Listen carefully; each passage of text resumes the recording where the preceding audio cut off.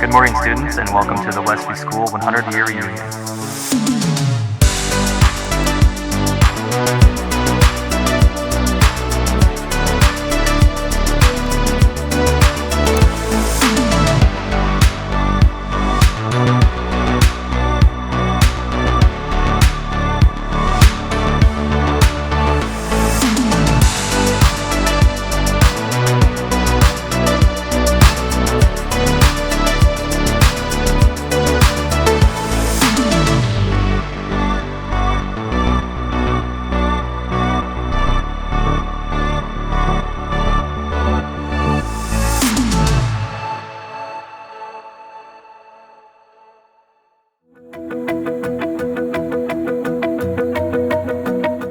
I'm Richard Westgard. I graduated with the class of 1953. There was 9 of us.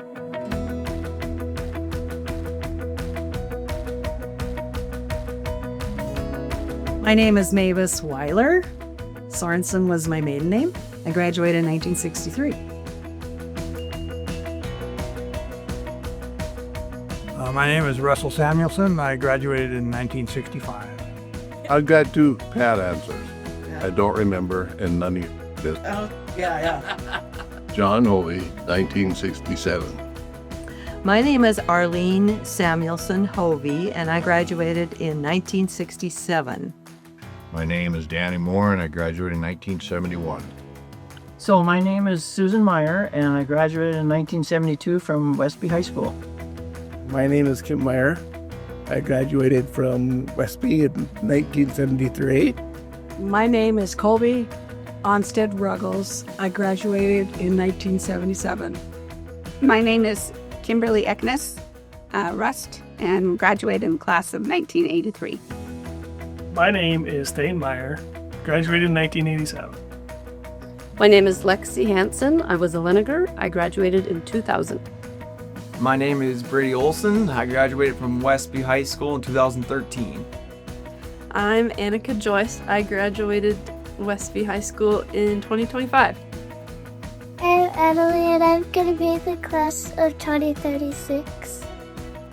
Did you know that your great-grandpa, Richard, also went to school at Westby? No. I never knew that. He never told me. I guess I never asked.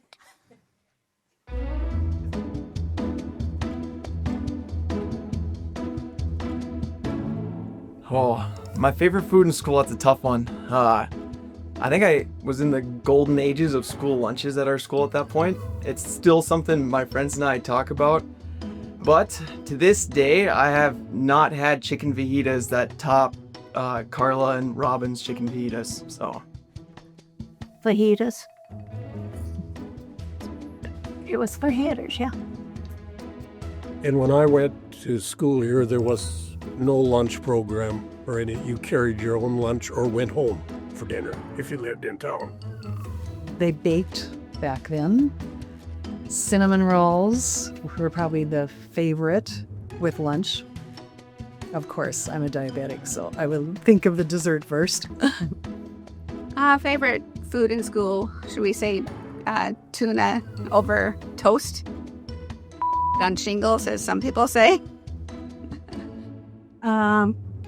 As on shingles. My favorite food in school, off the top of my head, has to be the Salisbury steak and mashed potatoes. God, favorite school lunch. Well, we were so spoiled. Like, our school lunches are absolutely amazing. I'll go with our stromboli. You know, I think that's a pretty unique thing. You don't get that in most school lunches, and it's a pretty, elaborate dish to put together, and just shows that, like, that's why Westby's special. Even the cooks and everybody at the support staff puts in that extra effort to do a little bit more homemade special things for the students and for the staff. And so I'll go with the stromboli.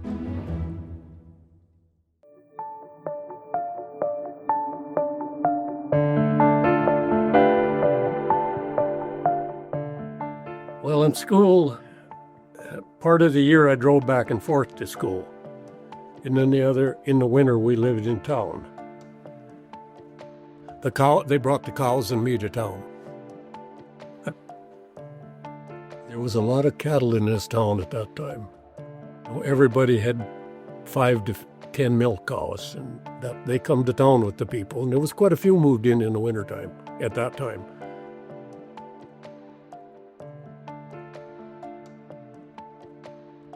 My name is Diane Call. I came to Westby in 1969 as a second grade teacher.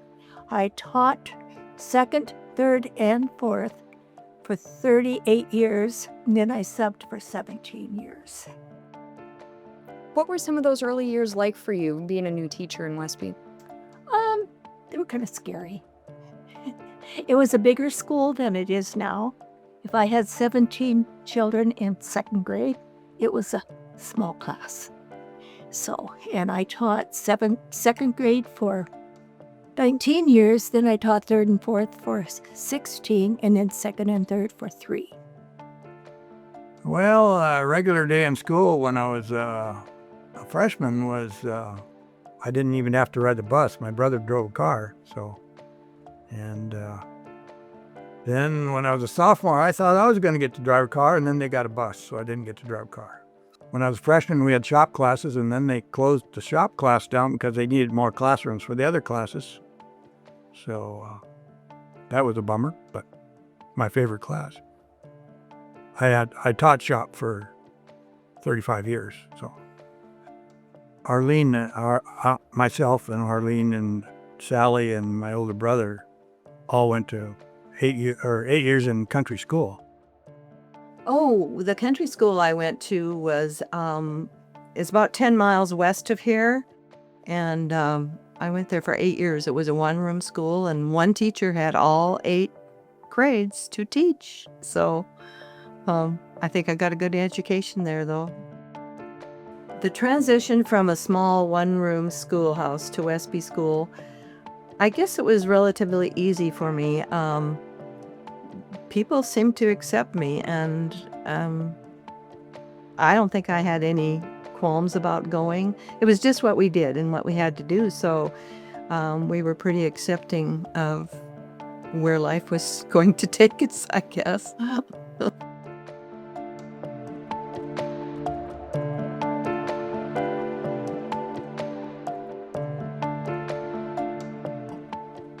The new part, what I call the new part, that's the cafeteria and the grades. That was all different. That was the old original schoolhouse then that they built on the new gym and high school to the east.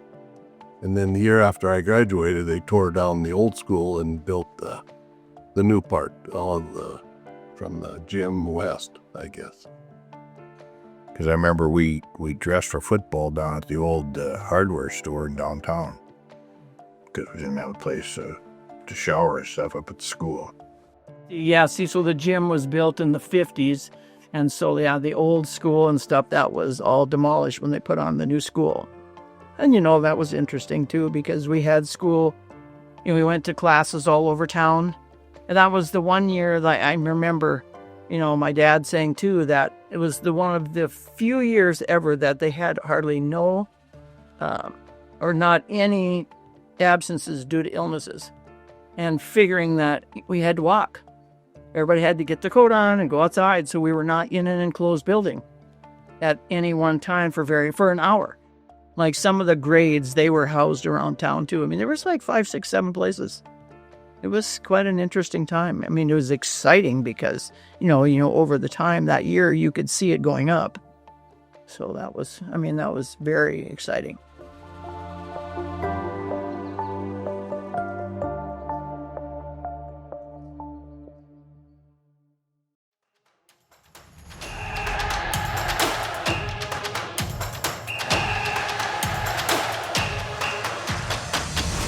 Boys basketball. That's all there was when I went to school.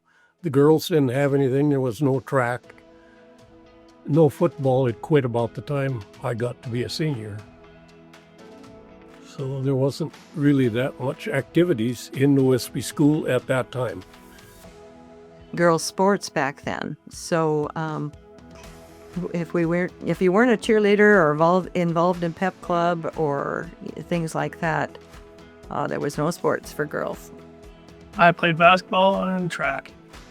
No, they were all good memories, really.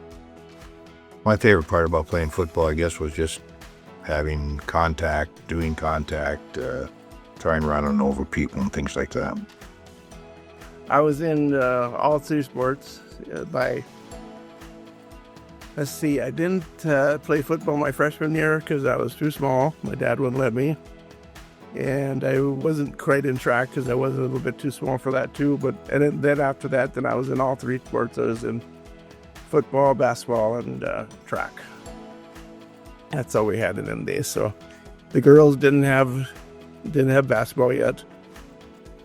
Yeah, as I grew up, all the boys got to start doing sports, and it was difficult. Everyone, not everyone, but certainly some girls go through a tomboy stage, and you're so excited about these sports, and then there was nothing.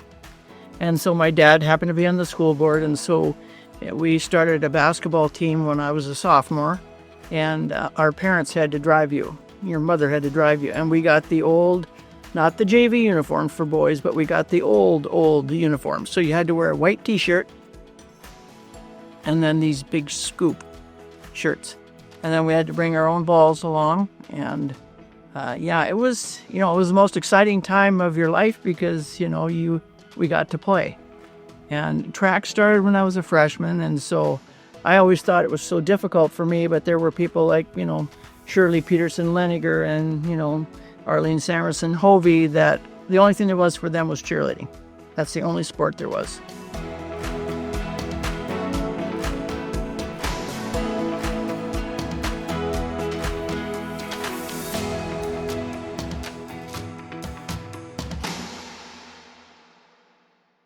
I've always found it really interesting the class of the basketball teams from the early 70s that won the state titles. Just who played, who was our scorers, how the games went, who they played against. I love all that stuff. But I taught Brady, and I also taught his dad, and I taught all four of the older ones, and I taught Brady and his sister and brother. Oh, the 70s players. Well, I'll shout out my great uncle Monty Solberg. He was on the 75 team, and of course, Alan Nielsen, the best to ever do it from our school on the basketball court. You have David Shields. There was several guys that I've heard a lot of stories about over the years in that 75 team. The 72 team I know less about, but as far as athletes go, Neil Peterson comes off the top of my head, and of course Les Leniger. Les, from all I've heard and everything I know and hearing about it from other people throughout college and throughout the state, Les was special. So, oh gosh, that was the year we went to state, and the only games we lost was first game in the tournament. If they hadn't taken 3 teams to divisional, we would never have gone to state. But it was just great going to state, and then Antelope took second. And it wasn't that we were number 1, it was the powers in the east. I think we shocked all of western Montana because, that was a neat year. It was just fun to watch those kids play ball and good all around kids. My youngest son worshiped them. And I know one day that we were walking in the hall, he wasn't in school yet, and Alan Nielsen was standing there. Corby says, "Hi, Alan." And Alan says, "Hi, Corby." Mom, he knew my name. I mean, they had this relationship with younger kids, and I thought that was so important. They were good kids besides good basketball players.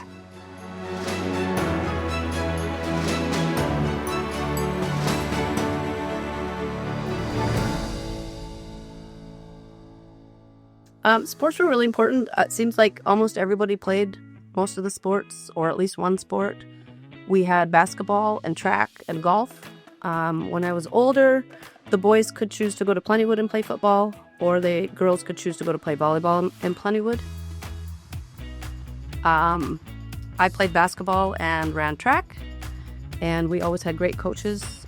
Kim and Sue were the best for track, and they were also very instrumental in the younger basketball programs growing up. Yeah, Tony Holochek, Superintendent of Schools, 2010 to 2021.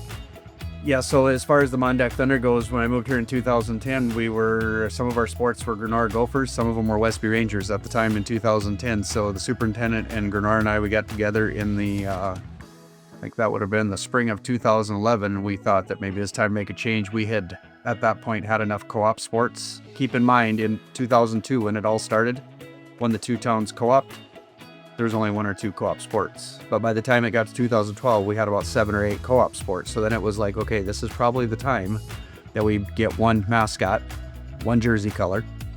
So in the fall of 2012, then we became the Mondak Thunder. The 2 schools co-opted all of their sports at that point.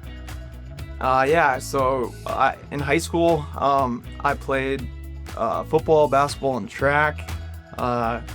We had some good sports programs then. The 2013 state tournament, we were playing in the state semis against Big Sandy. They actually knocked us out of the football playoffs that year, so we had a chance to get some revenge in basketball.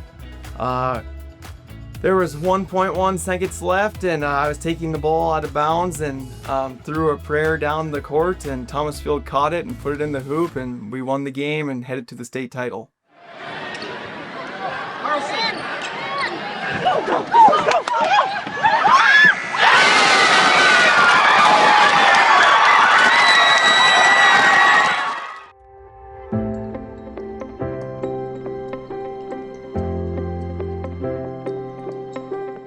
Oh, if there's any advice I can give you, it's take part in it. Just be thankful that you have a wonderful school and great teachers and really a very good community to bring, that everybody can bring their kids up in, and not everybody's that fortunate.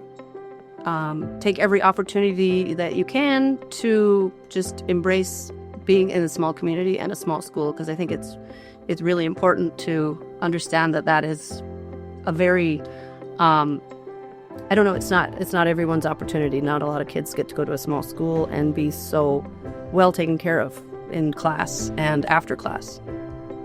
My advice for future students is you don't know how lucky you are to go to a small school that has good discipline.